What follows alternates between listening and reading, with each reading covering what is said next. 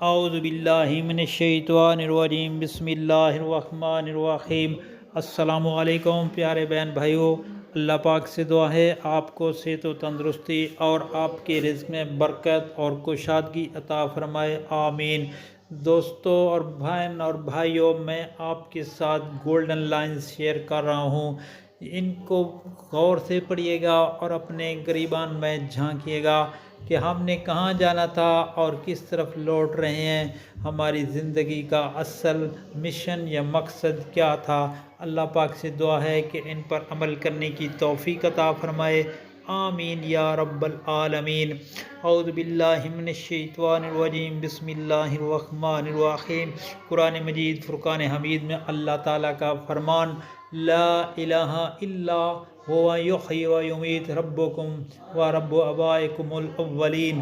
اس کے سوا کوئی معبود نہیں ہے، وہ زندگی بھی دیتا ہے اور موت بھی، وہ تمہارا بھی رب ہے اور تمہارے پہلے گزرے باپ دادوں کا بھی رب ہے۔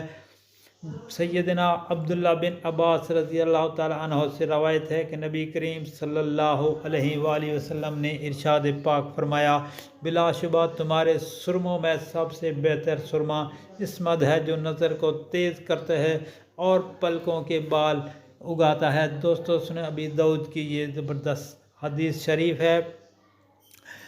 رسول اللہ صلی اللہ علیہ وآلہ وسلم نے ارشاد پاک فرمایا، روز قیامت جب مصیبتوں پر صبر کرنے والوں کو جزا دی جائے گی تو عافیت میں رہنے والے تمنا کریں گے، کاش دنیا میں ہماری کھالیں کینچیوں سے ادھیڑ دی جاتی۔ دوستو سنیں، ترمذی کی حدیث شریف ہے۔ رسول اللہ صلی اللہ علیہ وآلہ وسلم نے ارشاد پاک فرمایا، قیامت کے دن مومن کے میزان میں اخلاق حسنہ سے بھاری کوئی چیز نہیں ہوگی اور اللہ تعالیٰ بے حیا و بد زبان سے نفرت کرتا ہے۔ جامعہ ترمذی کی۔ دوستو اخلاق سے پیش آؤ۔ رسول اللہ صلی اللہ علیہ وآلہ وسلم نے ارشاد پاک فرمایا، اپنے بھائی کی مدد کرو خواہ وہ ظالم ہو یا مظلوم۔ ایک صحابی نے عرض کی، یا رسول اللہ، جب وہ مظلوم ہو تو میں اس کی مدد کروں گا، لیکن آپ کا کیا خیال ہے کہ جب وہ ظالم ہوگا پھر میں اس کی مدد کیسے کروں؟ نبی کریم صلی اللہ علیہ وآلہ وسلم نے ارشاد فرمایا کہ اس وقت تم اسے ظلم سے روکنا، کیونکہ یہی اس کی مدد ہے۔ صحیح بخاری کی حدیث شریف ہے۔ رسول اللہ صلی اللہ علیہ وآلہ وسلم نے ارشاد پاک فرمایا، جو شخص دن میں 100 مرتبہ سبحان اللہ و بحمدہ پڑھتا ہے تو اس کے گناہ خاص سمندر کی جھاگ کے جتنے ہوں معاف کر دیے جاتے ہیں۔ دوستو سبحان اللہ و بحمدہ کی بہت فضیلت ہے، اس کو دن میں 100 مرتبہ پڑھنا چاہیے اور یہ برکت والا ہے۔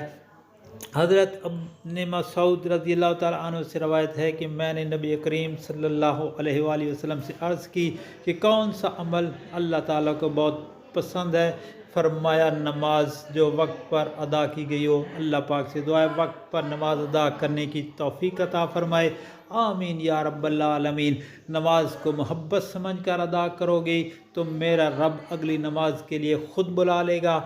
دوستو یہ فرمان آگے گھر والوں، دوستوں اور عزیز اقارب میں لازمی شیئر کریں اور اللہ پاک سے دعا ہے کہ ان پر عمل کرنے کی توفیق عطا فرمائے، آمین یا رب العالمین۔